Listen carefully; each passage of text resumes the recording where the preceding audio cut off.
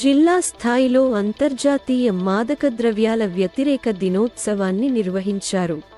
గజపతి జిల్లా పర్లాకిమిడిలోని గ్రామీణ స్వయం ఉపాధి సంస్థలో ఈరోజు జిల్లా స్థాయి అంతర్జాతీయ మాదకద్రవ్యాల దుర్వినియోగం మరియు అక్రమ రవాణా వ్యతిరేక దినోత్సవం నిర్వహించారు.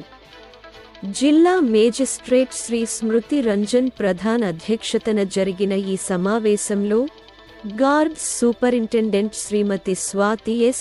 కుమార్, జిల్లా బ్యాంక్ హ్యాండ్ అధికారి శ్రీ ఎస్.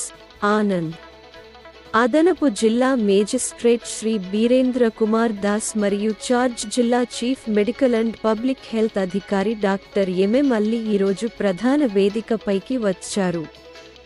జిల్లాకు చెందిన ఇద్దరు వ్యక్తులు బన్మాలి బరాద్ మరియు హిమాన్షు శేఖర్ సమాల్లు మాదకద్రవ్య వ్యసన కేంద్రంలో చికిత్స పొందారు మరియు వ్యసనం నుండి విముక్తి పొంది ఆరోగ్యంగా మరియు గౌరవప్రదంగా జీవితాన్ని గడిపినందుకు వారిని సమావేశంలో ప్రశంసా పత్రాలతో సత్కరించారు.